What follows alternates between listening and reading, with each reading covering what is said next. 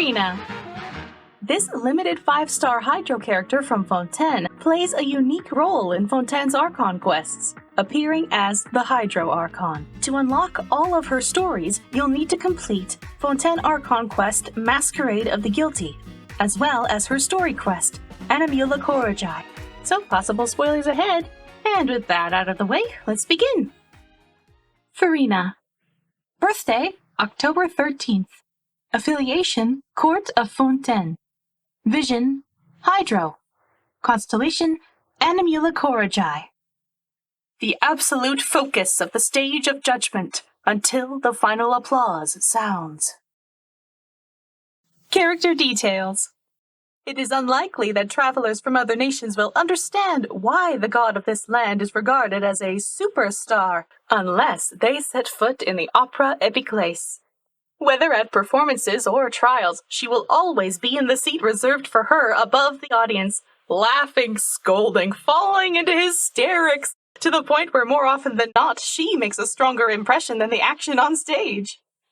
People buy tickets to indulge in new sensory experiences, and in this regard, Furina is by far more popular than the absolute justice that Neuvillette represents.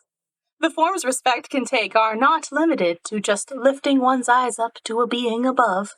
And the unique form of respect Fontainians have for Furina is perhaps described better as affection and fondness. She is not perfect, and may not even be very powerful, but while on stage, she is the personage the people trust the most, and she never disappoints. Among Fontainian literary circles, there is a popular saying that Furina is a memory of spring never fading, present in the hearts of all. And who does not wish for an eternal spring? Spring is transient, but she is ever there. Follow the stage lights, and you shall see her. Story 1. As the icon of the Opera Epiclese, Furina has the right to speak freely during all stages of a trial. Most of her questions are born from her curiosity and often have tenuous logical connections with the case at best, which at times can provoke raucous bursts of laughter from the audience. But just as one might begin to suspect that Furina is just there for laughs and gags and lacks even the capability to grasp the case in its entirety, she throws out opinions worth their weight in gold. Of course, there are also times when she will express little interest in the whole process, due to having earlier eaten snacks ill to her liking or missed some parade. But it is said that audience members lucky enough to be there are still pleased with this, as a god who speaks in anger is equally enchanting. There is but one circumstance in which she will not appear to act quite so willfully, and that is when she takes the stage as an actress in a musical. Fontaine has a great many musical theatre classics passed down from antiquity that are, from time to time, performed at the Opera Epiclese, with key roles being played by the most popular actors of the day. Before such productions are put on, there is a phase during preparations that resembles nothing so much as a lucky draw, where the troupe will send Furina an invitation. Should the mood strike her, she will agree to appear, resulting in a stage shared by god and humans. Once Furina has agreed to participate, the performance date for that show becomes a Fontainian festival in its own right, so popular that the Opera Epiclese couldn't possibly meet the fervent demand even if they sold nothing but standing tickets and were filled to capacity. And when the music sounds and a god takes the stage, the audience will see not their lovable deity who does as she pleases, but the character in the script. Whether majestic or valiant, conniving or covetous, Furina is a dab hand at playing them all, perfect down to the last gesture, as if she were born to act. And it is because of her record of wondrous performances that she very much deserves to be called superstar by her people. Even a famous reporter from the Steambird who had barely squeaked their way backstage was completely awestruck, such that it was a long while before they remembered the interview questions in their notebook. Lady Furina, might I ask how you were able to attain such great mastery acting as an Archon, even though no one has ever seen you practice? Furina's reply was proud, albeit uncharacteristically simple. Why, because I am a god. Next question. Story 2. Cases and performances take up a great deal of Furina's time, and even without these two things, she still shows up for all kinds of social activities and dinner parties related to government business and diplomacy.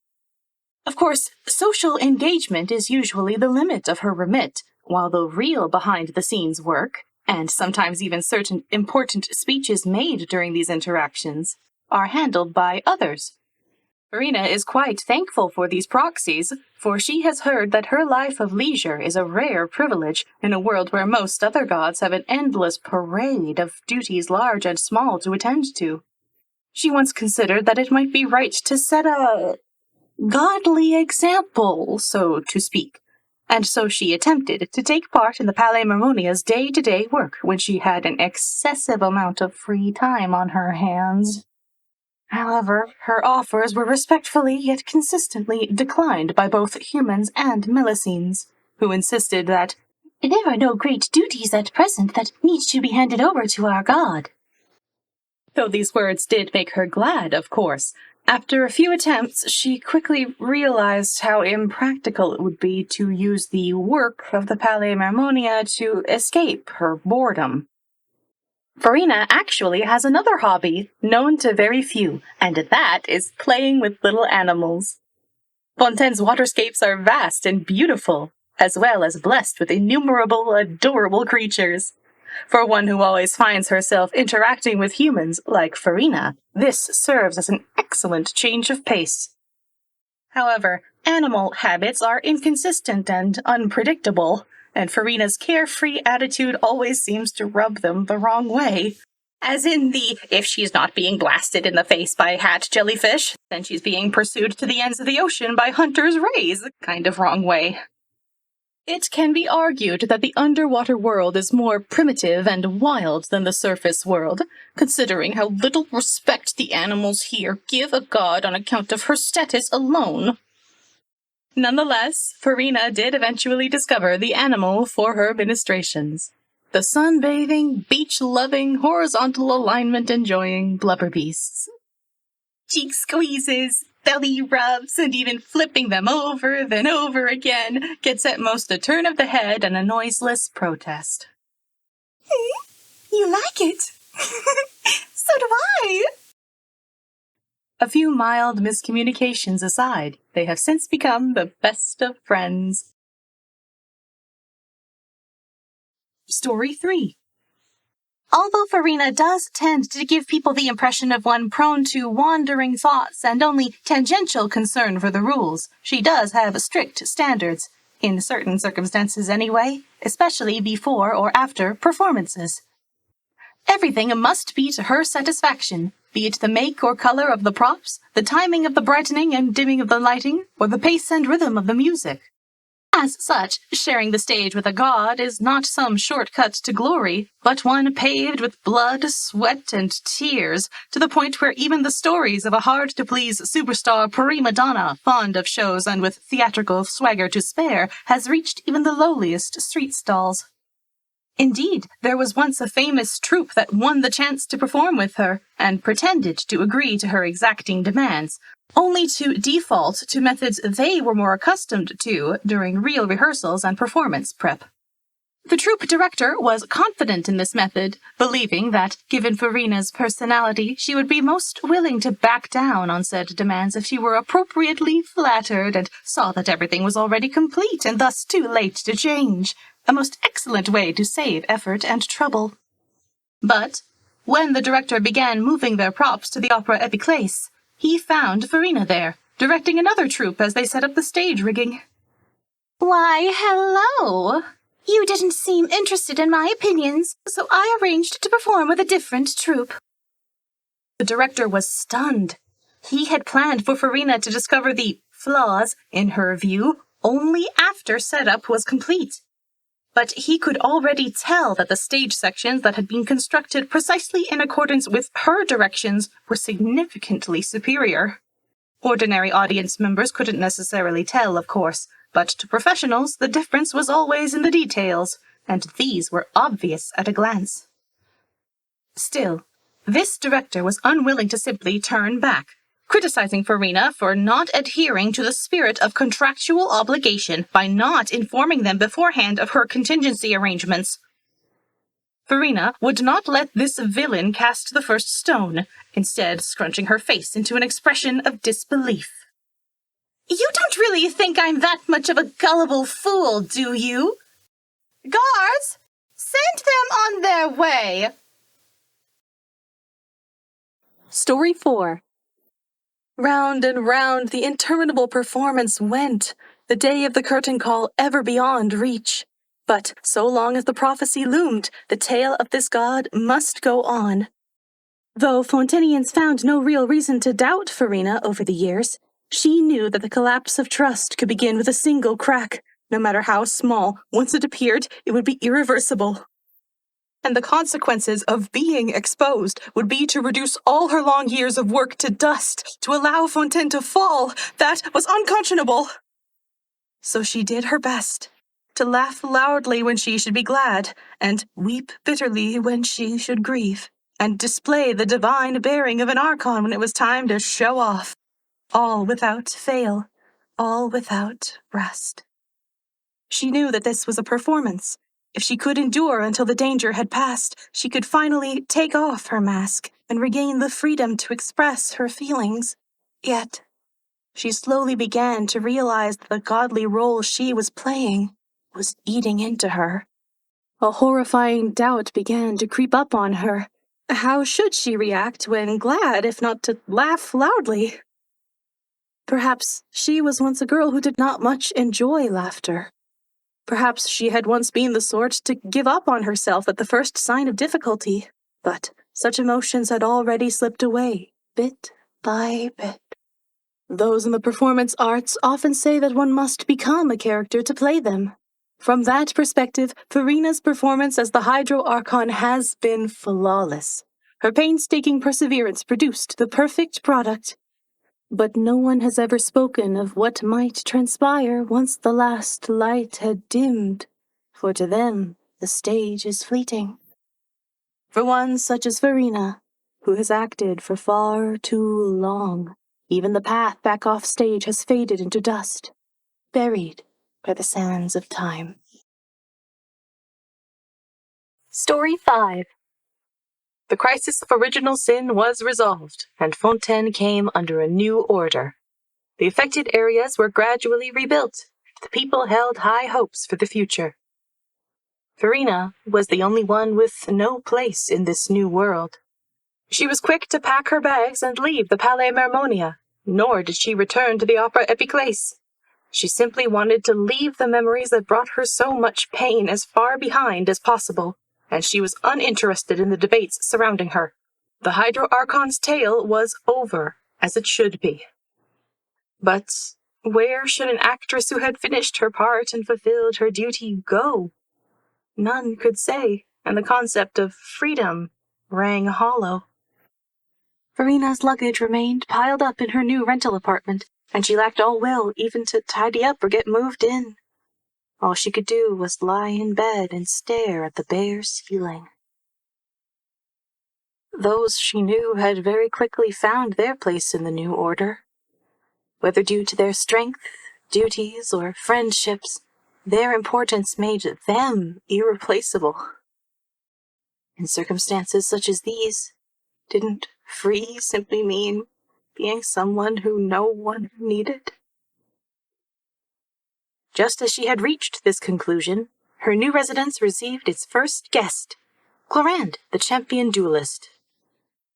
The duelist was shocked at Furina's living conditions, quickly expressing her willingness to pay for better accommodations, a notion Furina expended no small amount of effort disabusing her of.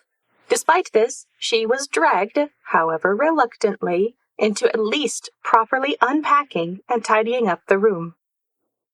Clorinde then explained that she was here to invite Furina to a gathering. The duelist rarely took part in social events, but this gathering was one of old friends, who, as it happened, also knew Furina, and whom Clorinde had not seen in a while anyway, so she thought she'd extend an invitation. In days past, Furina would certainly have refused, for the greater the intimacy of her association with others, the more difficult it would be to conceal her true identity. The duelist smiled as Furina guiltily lifted her eyes, having seemingly already guessed the latter's feelings, as well as her old reasons for snubbing such events. I don't suppose you have any reason to refuse now, do you? Well, I'm not very good at this sort of thing, so, don't you think I'd, be a bit of a wet blanket? That night, Furina finally got to experience what it was like to revel and drink with friends. In truth, she was cautious at first, but was restored to her normal self within 2 cups. Indeed, so much so that at one point Clarant had to restrain her from leaping onto the table. For someone as reticent as the duelist, the real Furina's explosiveness was quite the surprise. As for Furina, she still knew not where to go, but if nothing else, she now knew that freedom did not mean solitude. Salon Solitaire. Furina once found a relatively unknown book in a library of Fontaine, and the story's main character was a servant working in an opulent mansion. The idealistic young Mademoiselle Crabelletta, following a newspaper advertisement, came to a remote manor in the mountains to apply for employment, and despite her clumsiness, became a maid there all the same. The master of said mansion did not appear often, and though his loquacious surintendant and etiquette-minded gentilhomme managed it in his absence, she led a carefree life there. None of the manor's attendants had been to the city in quite a long while, and so the maid taught them to sing the latest songs, play the latest tabletop games, and thus the servants grew closer and enjoyed one another's company. There was but one ironclad rule, which was that none should approach the heavy wooden door that led 3 floors underground, behind which was locked a secret that only the master of the mansion was privy to. Though the maid was curious, she treasured her vibrant life there too much to pry. Time passed quietly, and one day they were told by the gentilhomme that the master was about to visit, and so the servants hurriedly began to prepare. The banquet was akin to a festival, and laughter and cheer filled every corner of the mansion. At least, until the master was late the second day, and upon investigating, the maid was to discover his already cold corpse. The guards narrowed the suspects down to the servants, but the maid, convinced that the master's death had something to do with the mansion's secret, at last decided to open that forbidden gate. To her surprise, what awaited her on the other side was the mansion's main hall, upon the central stairs of which stood the all-too-familiar surintendant of the house. The words she spoke, too, were bizarrely known to the maid. "Ah, you must be our newest applicant, Crabelletta, I believe."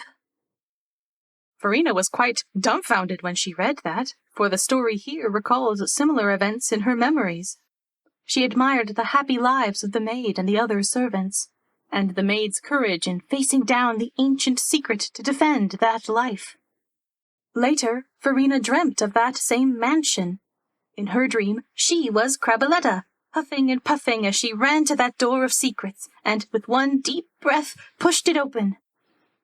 Behind it was a torrent of seawater that drowned the mansion in an instant, dissolving all in its wake. The guards, the surintendant of the house, the gentilhomme, and even herself. Furina woke with a start, looking around her to gather her wits, and the rest of the story sprang to her mind, unbidden. Crabelletta made use of the time loop triggered by opening the door to solve the mystery of the master's death and discover the mansion's secret, freeing all its inhabitants from an ancient curse. Thank you, Crabelletta. She thanked the brave, stalwart girl for giving that tale a happy ending. And as for several vivid figures from the story, they would eventually be given lovely forms that they might be by Furina's side. Vision. If you become human, you can reveal your secret to no one. You will face suffering and loneliness. Is this still what you want? By a twist of fate, the musical The Little Oceanid, which nearly died before it could live, got the chance to be performed and proved a resounding success at the Opera Epiclese. Furina, standing in for the real actress, played the heroine, Cleo, who sacrificed herself to guide the fresh water upon which human survival depended back to them. According to the script, she was not to take up the vision that would appear before her as she disappeared, but instead allow it to fall into the ocean depths alone. But during the actual performance, a real vision appeared, and it belonged to Furina. Visions are usually objects that appear in response to humankind's most fervent wishes, but this one, in particular, seemed more like a reward for her past deeds. As Furina grasped it, its reflected radiance seemed to contain her heart, filled once again by this performance. Performing had, in the past, brought her much pain, to the point where she had turned her back on the stage, but she intuitively understood the glory and brilliance of the stage best of all, and could give those who chase their dreams on the stage her matchless guidance and support. As to the question of what to do next, which had plagued her for so long, she now had a clear answer. To see this world from the perspective of the audience, and create the greatest performances without stepping on stage. No longer would her attention be focused only on musicals. As long as it's related to performance, Furina is interested in taking part from behind the curtain. Also, it is worth mentioning that, though she seemed quite calm upon receiving that vision, so much so that she even managed a few fine words.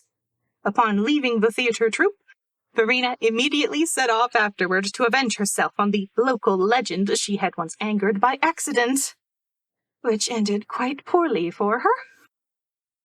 She returned home, dejected but not defeated. She spent all night studying her vision, which ended up causing the entire building to flood. And once she had finally cleaned things up, together with the Salon members, she received a final missive from the apartment manager. No pets allowed at these apartments, not even if they are a gentilhomme or surintendant.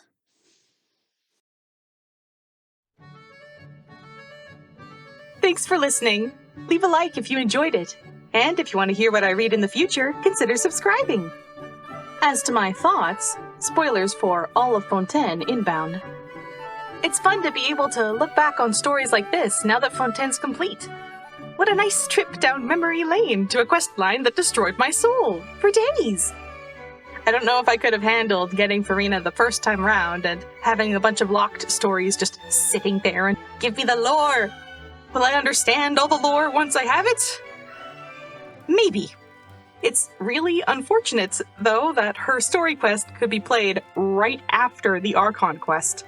It gave off the impression that Furina didn't get to be herself for 3 days before everyone was breaking her boundaries over and over to get her back on stage.